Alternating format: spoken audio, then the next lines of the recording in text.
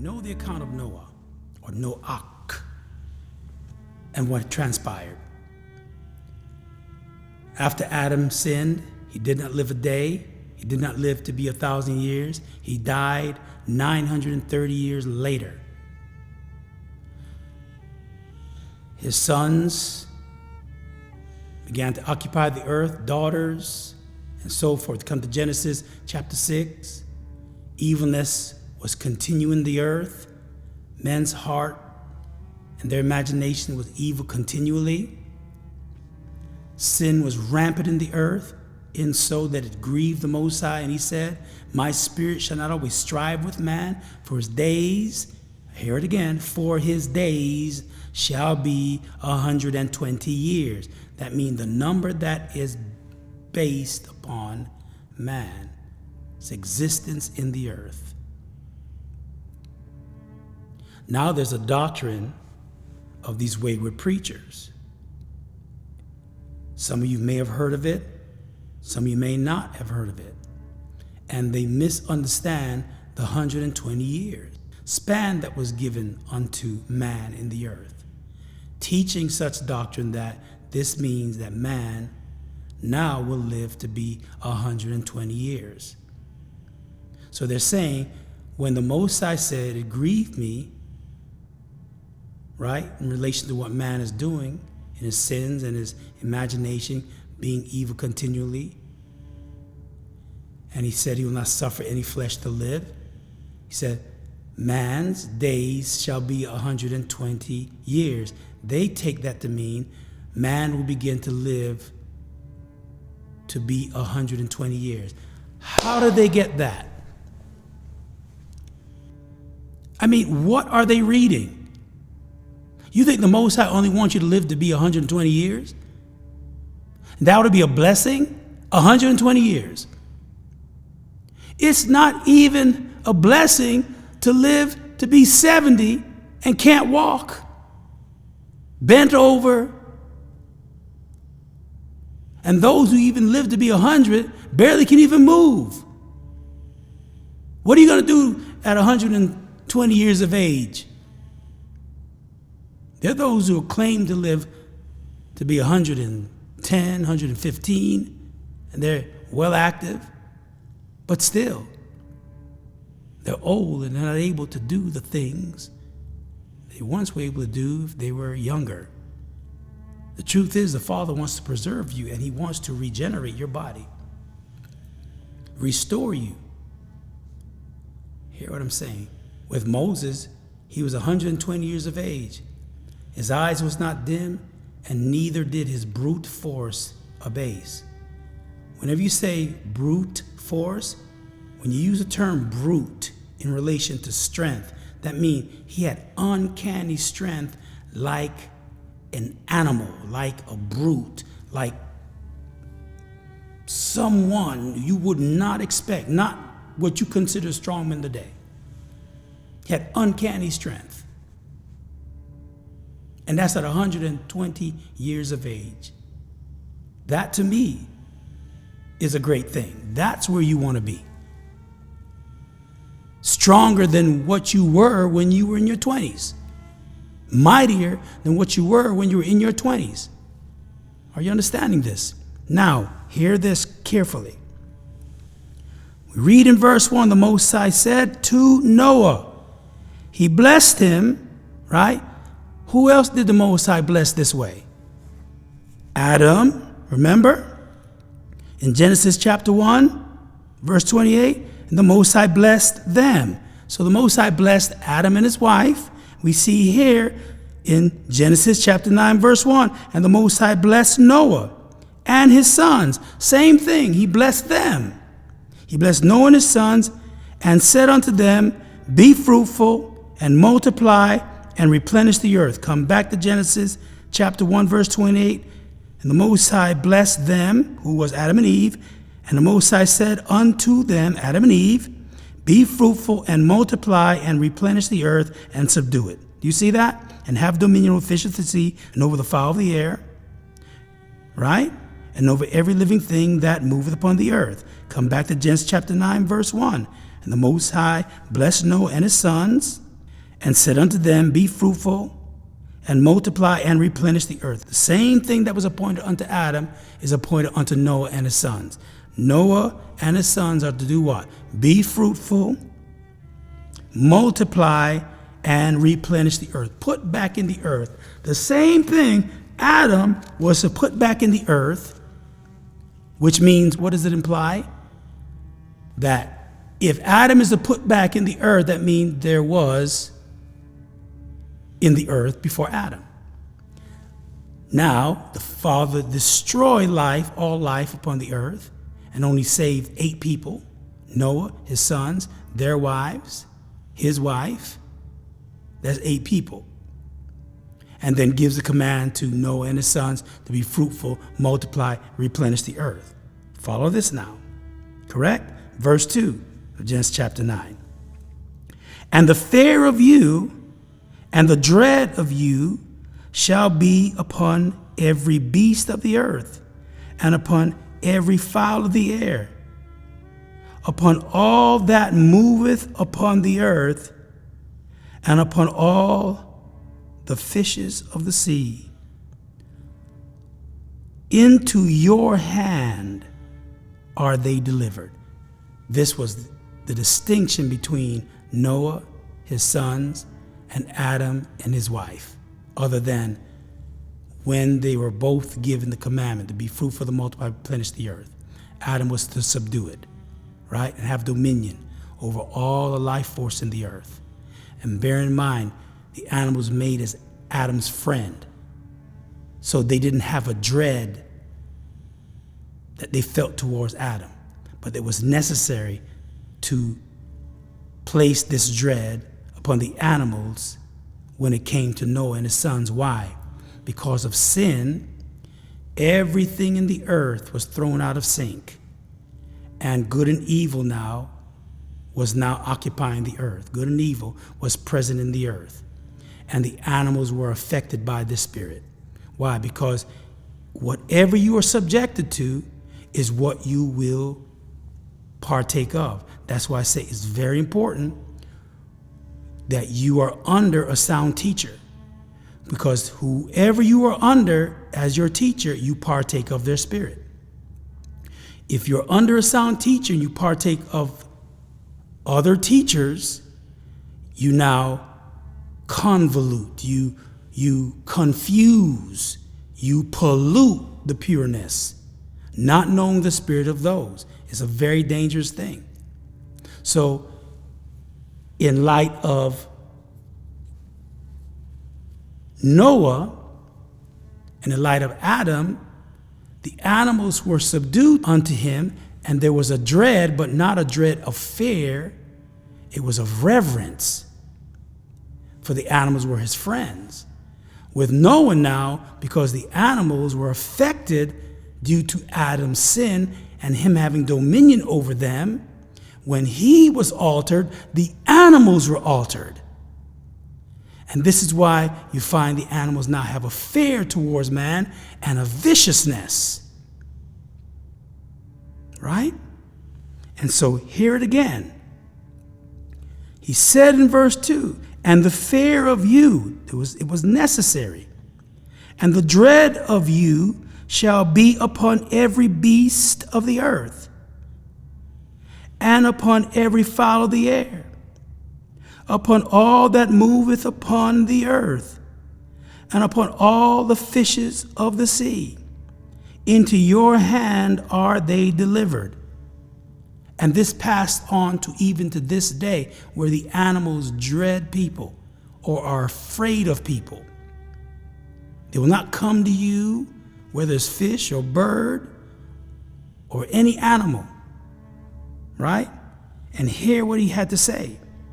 Because of what Adam did, the altering is present in the earth. Every moving thing that liveth shall be meat for you, even as the green herb have I given you all things. Continue on. But flesh with the life thereof, which is the blood thereof, shall ye not eat. He's not saying not to eat flesh. He's saying neither eat flesh that yet has the blood in it. You know people that eat raw meat or rare meat? Rare. You like your meat rare? That means you like it with blood in it. He said it's illegal to eat of meat that has its life in it, which is the blood. That's against his will. You're not permitted to eat raw meat. But I'm going to show you something. Verse 5. And surely your blood of your lives will I require at the hand of every beast. Will I require it? And at the hand of man, and at the hand of every man's brother, will I require the life of man. What is this conveying?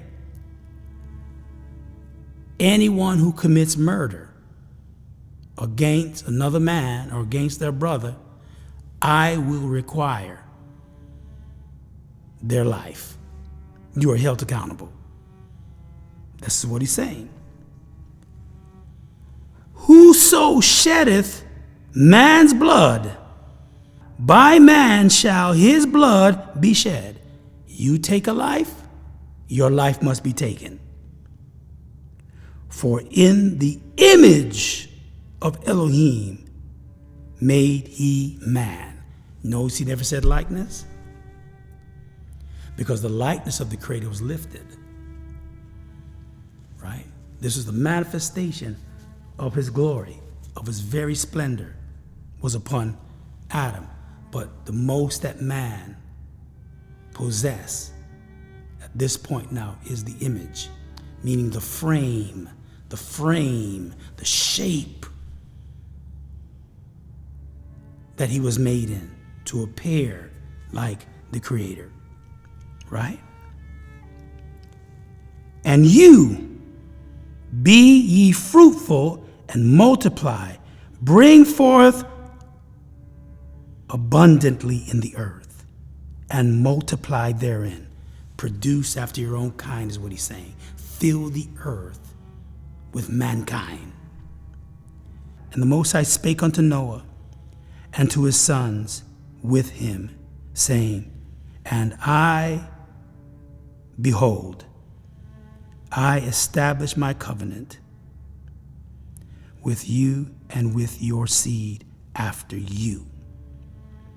Now pause at verse 9 and come back. Come back up to verse 2. Hear it again. And the fear of you and the dread of you shall be upon every beast of the earth, and upon every fowl of the air, upon all that moveth upon the earth, and upon all the fishes of the sea. In your hand are they delivered. Hear that. He said, in your hand are they delivered. They are subjected to you for you to do what you will. And this is why we see in the earth, going back hundreds of years, up until now, man has committed such crimes against the animals, even to the point of extinction with many of them. But I need to show you this. And it's going to sound as if I'm straying from the subject, but I'm not. You have to see this. Verse 3. Every moving thing that liveth shall be meat for you, even as the green herb have I given you all things. What does that mean? every moving thing that liveth shall be meat for you. This is based on rightly dividing the word of truth. But this was a law that was given. Listen very carefully. This is the law of what was appointed long before what you read in the Torah, in the books of Moses concerning clean and unclean animals. Listen very carefully, because this speaks concerning the end time. Listen now. The law of clean and unclean animals is already established in the mind of those who live according to the word. There are things we do not eat. I'll give you an example. We do not eat swine flesh, right? We do not eat catfish. We do not eat shellfish. Why? Because these animals, these creatures, are unclean. Why? They eat from the bottom, meaning they either eat from the ground or the bottom of the sea, and they eat dung, they eat waste. These animals are placed in the earth to eat waste, right? Hear this now. Was this law appointed in the beginning with Adam? We do not see that law with Adam. Was this law appointed with Noah? Let's look. In verse 3, every moving thing that liveth shall be meat for you. What does it mean, meat? It means sustenance for you. Even as the green herb have I given you all things. You see that? Even as what? The green herbs. Even. That means in addition to. You can't overlook that. He's not saying, I only give you the green herbs to eat. But I've given you what? Every moving thing that liveth. But he didn't stop at every moving thing that liveth. He said, shall be meat. That means food.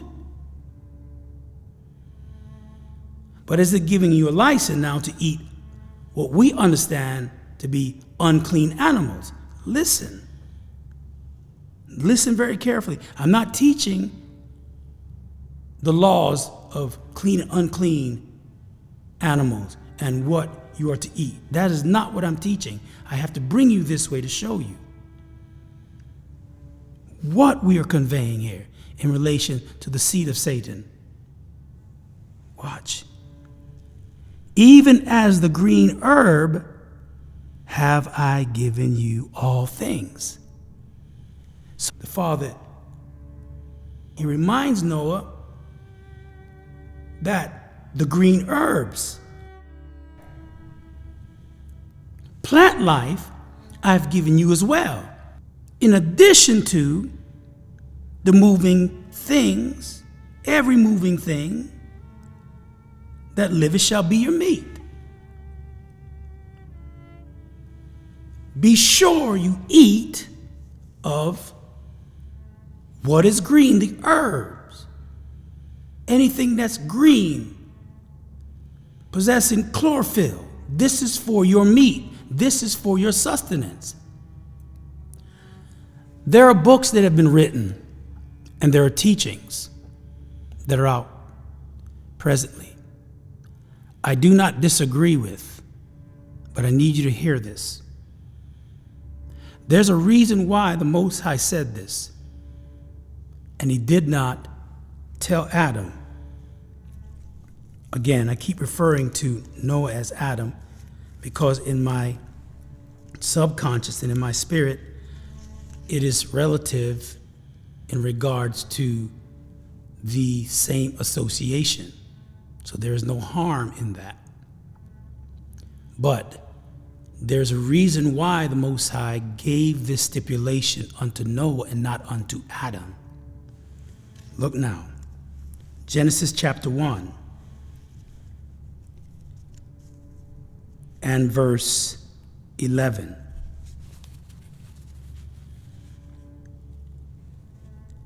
And the Most High said, let the earth bring forth grass, the herb yielding seed, the fruit tree yielding fruit after his kind, whose seed was in itself upon the earth. And it was so.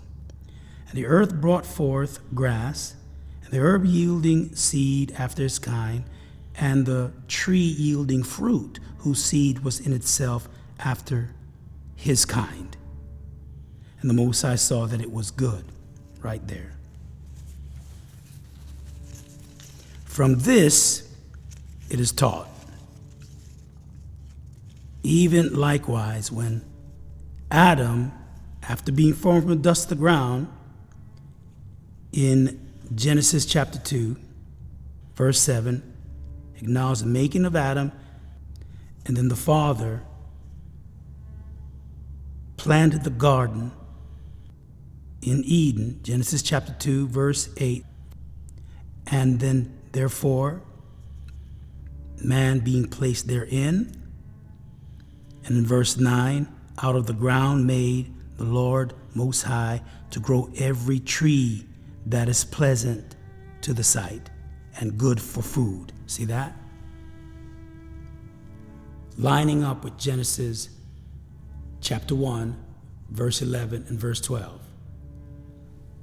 It shows no knowledge, no idea of man being permitted to eat of the animals. Why? They were his friends.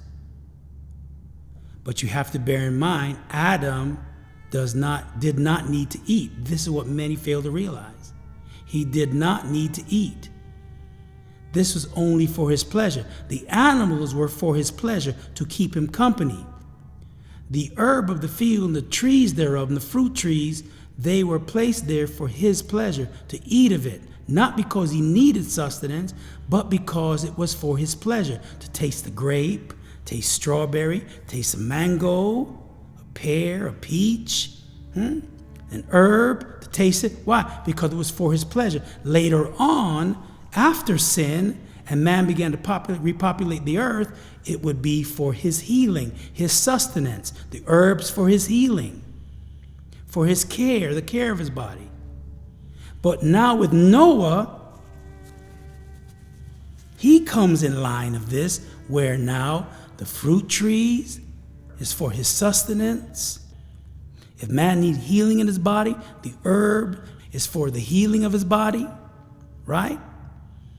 The vegetation, vegetables for his body, but now the Father implement meat. The term meat originally meant food, not animals. It meant food. But when we read in Genesis chapter 9 and verse 4, verse 3, we see every moving thing that liveth shall be meat. What does meat mean? Food. It means food, but this is every what? Every moving thing. So this would have to be animals, not man, but animals. And he clarifies this in verse 4.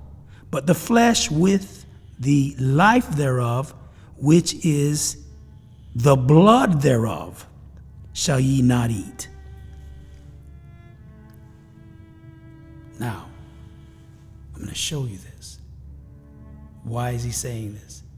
There are books that have been written concerning back to Eden diet. Bear in mind, the Father put everything in line, understanding predestination, and that he doesn't learn anything, he doesn't make a mistake, he doesn't realize anything. Everything was put in place by his mastermind, right? He put the herb, he put the animals there, everything in place, because he knew that Adam would disobey his word, and sin and death would come into the earth. And now everything was put in place as a safety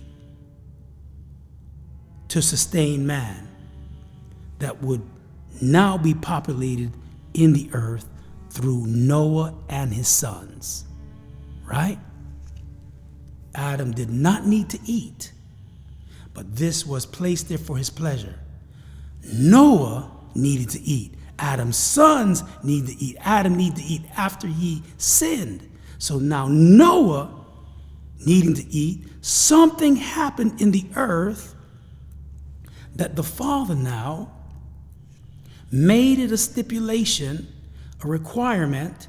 You didn't have to follow it. It was not a law. This was not a commandment.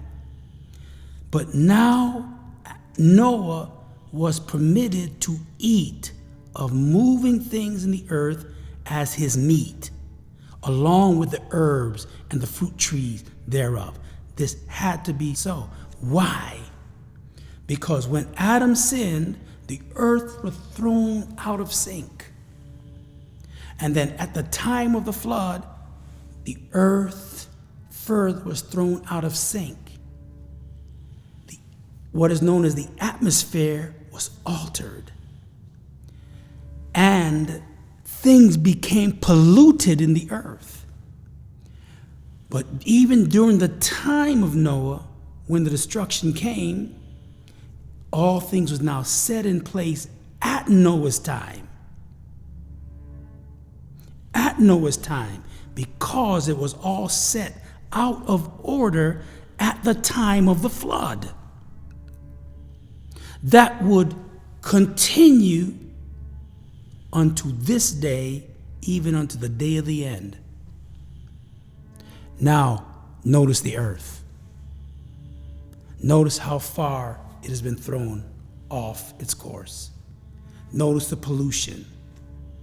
Notice the ground, how it does not produce as it used to. And what it produces, it lacks nutrients. Notice that. The Father knew all of this.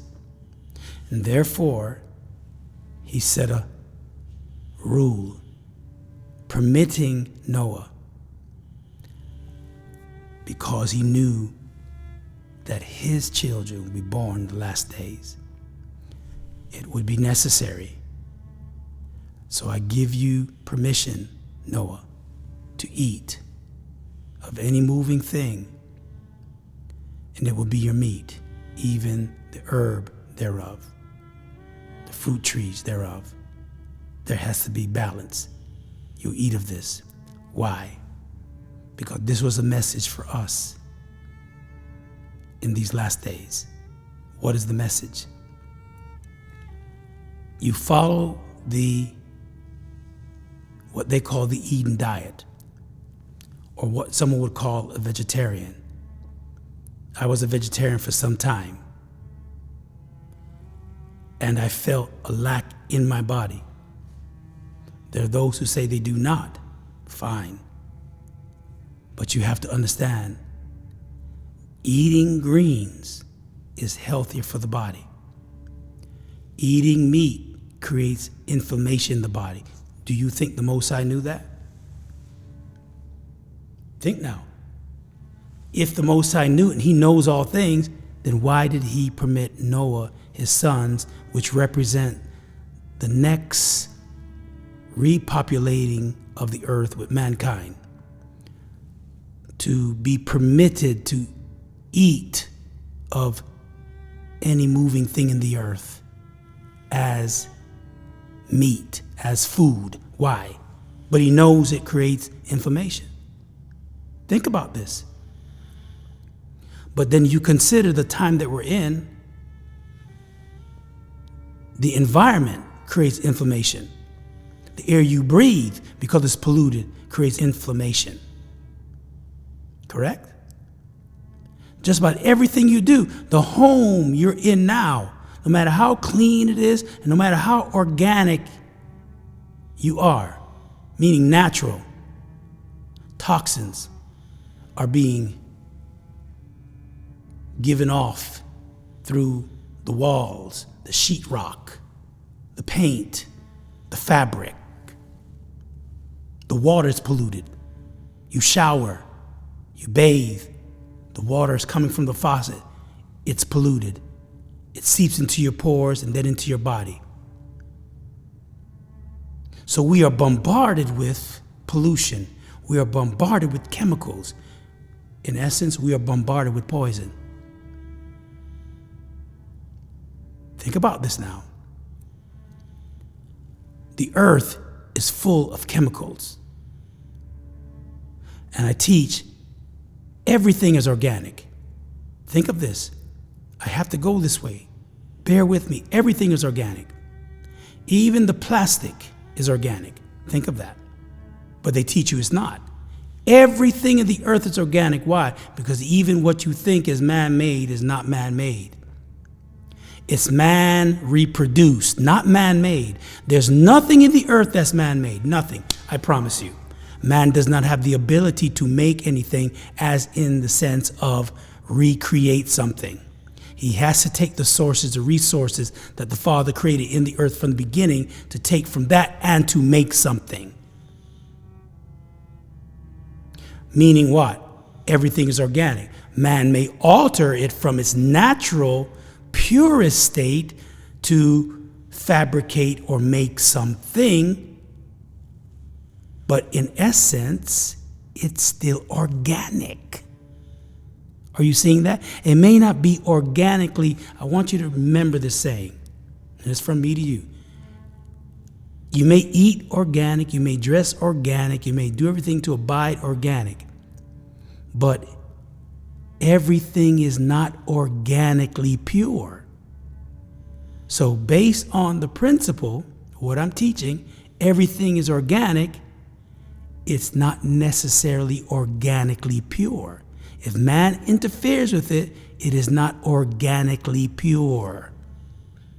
Now you see that. So everything is organic. So the idea of saying, I shop at a grocery store that sells organic foods, or I go to a grocery store and the section is where I purchase my produce, which is organic. The truth is, everything is organic.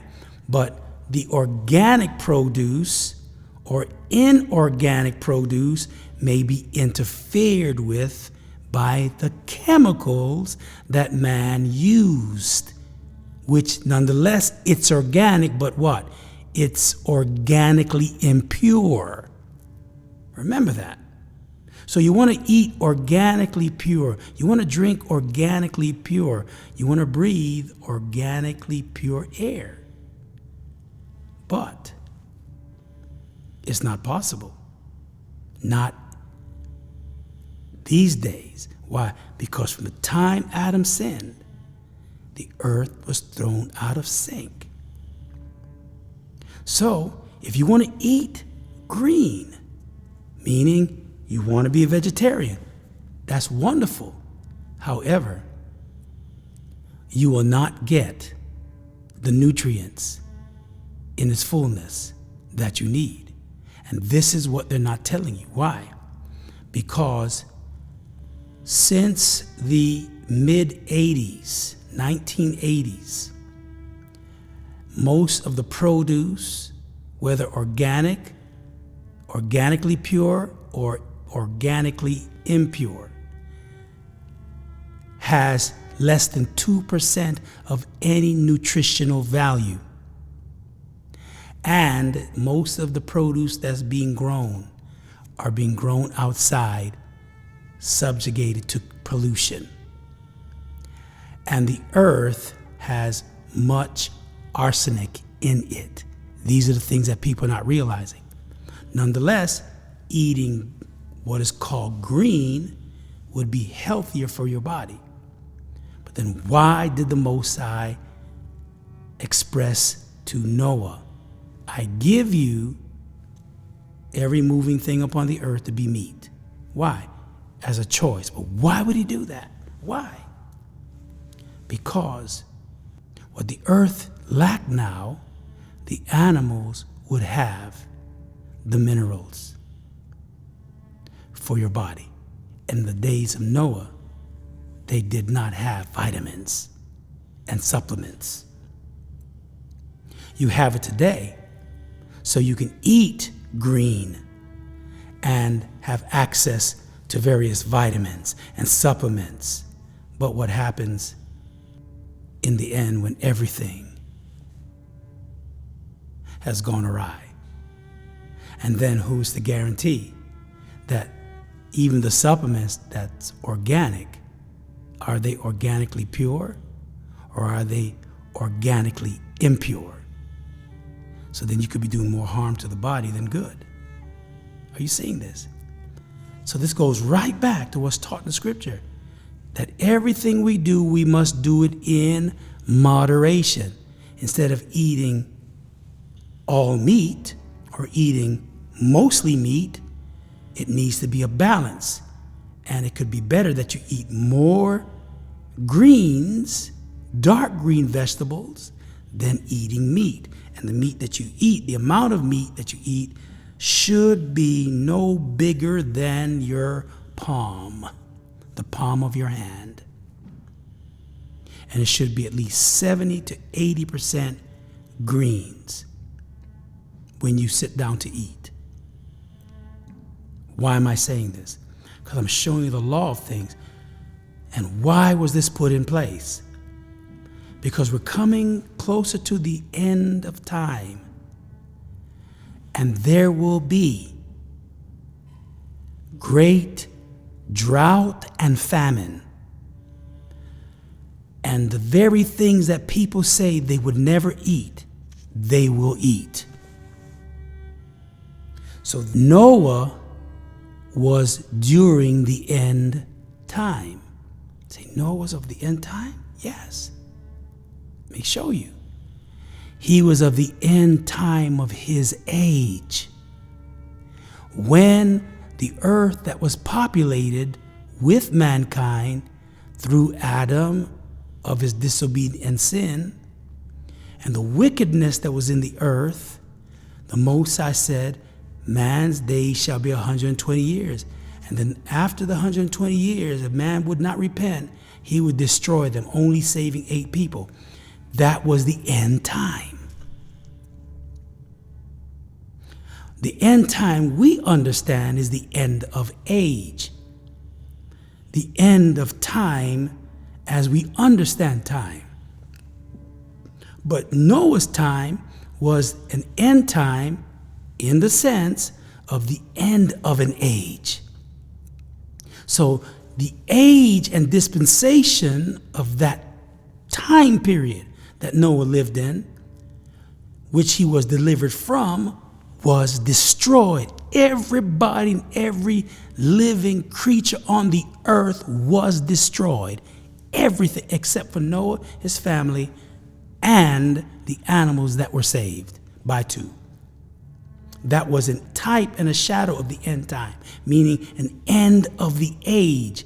Now when Noah is rescued, his sons, Noah's wife, his sons' wives, 8 people, they move into a new age. And that age moves and continues up until this day. So we're actually moving and continuing from the age of Noah. And we can look at the age of Noah and gauge things and see now how the Most High said. Look at it again. In verse 3, every moving thing that liveth shall be meat. For you, even as the green herb, have I given you all things. But flesh with the life thereof, which is the blood thereof, shall ye not eat. See? And surely your blood of your lives will I require. And you can read on to verify more. But what do you see? Where do we get where the Most High said that Noah was to eat of clean things? Yes, that's not what I'm teaching.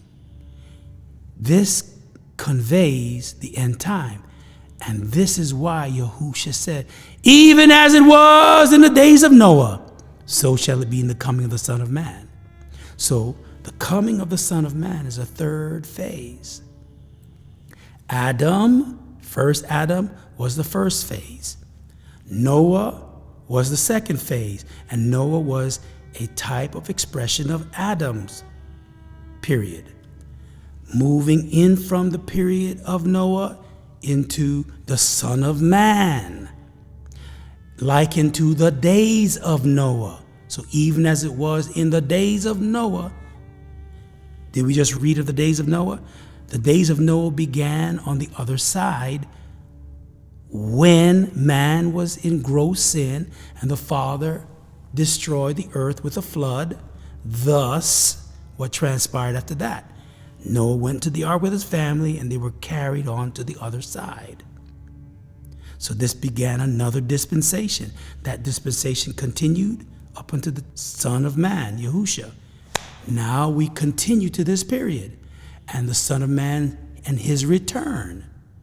So things are going to occur as Yahushua was speaking in the Gospel of Matthew chapter 24 of various events concerning famine and pestilence and diseases. See? Drought, sin and wickedness and murder and great tribulation that has never been since the age of man began. What are you going to eat? Think about this now. What are you going to eat? What are you going to drink? I'm not suggesting you eat swine flesh, but I'm asking you, what are you going to eat? Do you think people are going to concern themselves with what they're eating when you haven't eaten for weeks? People will eat rodents. For every person, I show you this analogy, for every person in New York City, at one time, there were 4 rats. The rat population have increased so much now in New York City and throughout the world. It is not for every one person, there's 4 rats. For every one person, there's approximately 100 rats. And if you do the math, and these animals live underground, what will be the food for those who remain alive on the earth during great drought and famine, pestilence and disease? Rats. Rat flesh. Now, do you think you would eat it? And you can say, no, I would not. I will not eat rat meat. I will not put it to my mouth. Have you ever been hungry before? I'm sure you have. But you've never been hungry unto death. You think about this. So then what does this mean? The Most High will have to be our provider.